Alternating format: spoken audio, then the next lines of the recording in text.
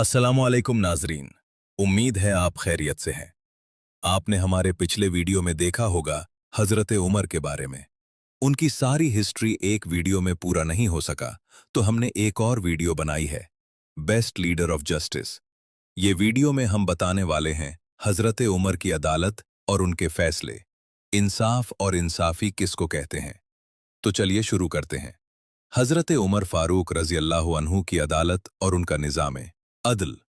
तारीख़ आलम, विश्व इतिहास का वो दरख्शां चमकता हुआ बाब है जिसने दुनिया को पहली बार एक आज़ाद और मुनसिफाना न्यायपालिका का तस्वुर दिया। आपके दौर की अदालत कोई आलीशान इमारत नहीं थी, बल्कि मस्जिद नबवी का वो फर्श था जहां इंसाफ के तराजू पर शहंशाह और भिखारी एक बराबर खड़े होते थे। दुनिया के इतिहास में हजरत उमर पहले हुक्मरान हैं जिन्होंने अदालत को हुकूमत से बिल्कुल आज़ाद किया।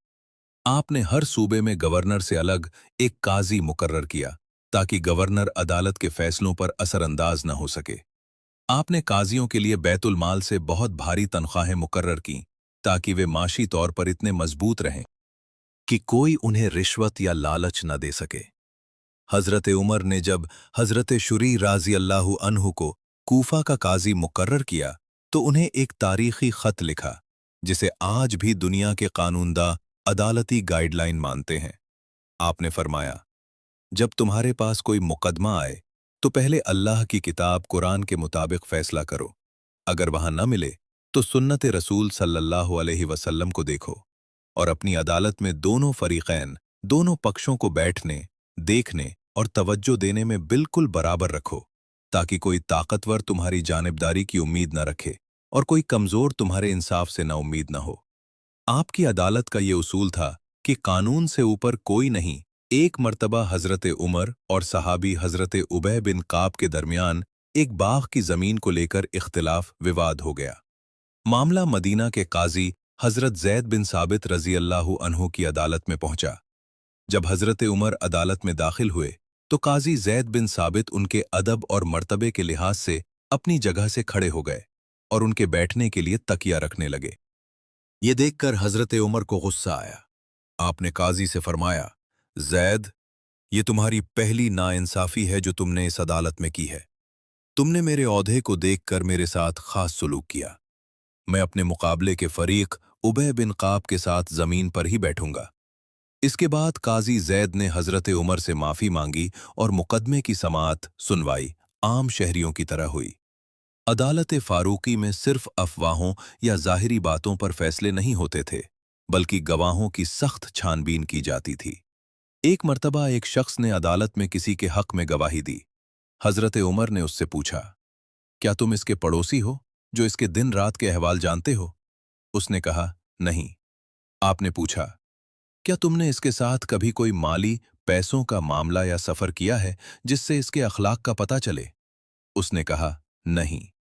हजरत उमर ने उसकी गवाही खारिज कर दी और फरमाया, तुमने इसे सिर्फ मस्जिद में नमाज पढ़ते और सर हिलाते देखा है, तुम इसे नहीं जानते। अदालत में बेगुनाहों को इंसाफ दिलाने और मुजरिमों को पकड़ने के लिए आपने पहली बार बाकायदा रात की गश्त और पुलिस अस्सुलत का महकमा बनाया। रात के वक्त अदालती कोड़ा हजरत उमर के हाथ में होता था और जुर्म साबित होने पर सजा देने में जरा भी ताखीर नहीं की जाती थी।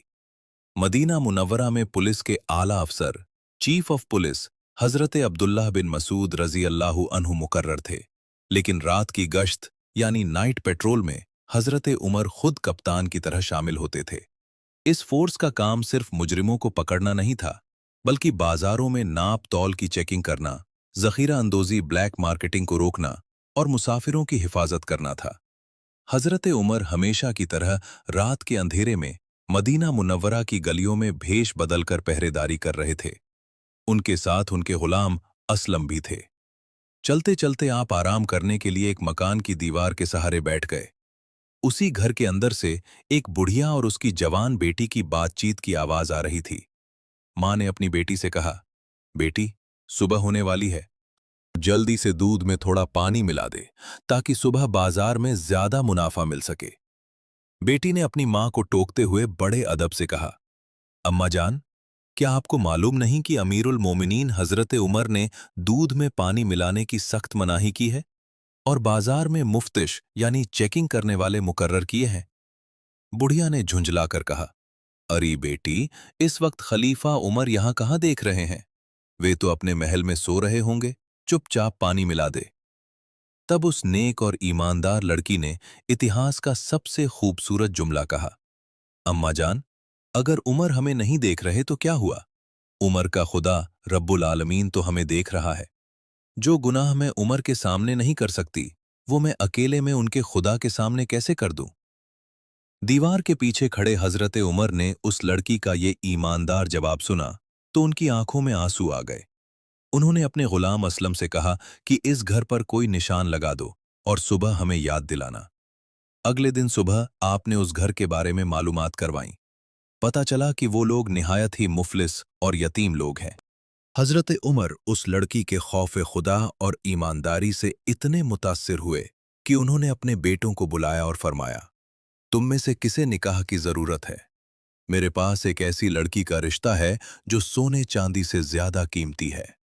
हजरत उमर ने उस गरीब लड़की का निकाह अपने साहिबजादे हजरत आसिम से करवा दिया। तो दोस्तों, आपने पूरा वाक़ये को गौर करके देखें।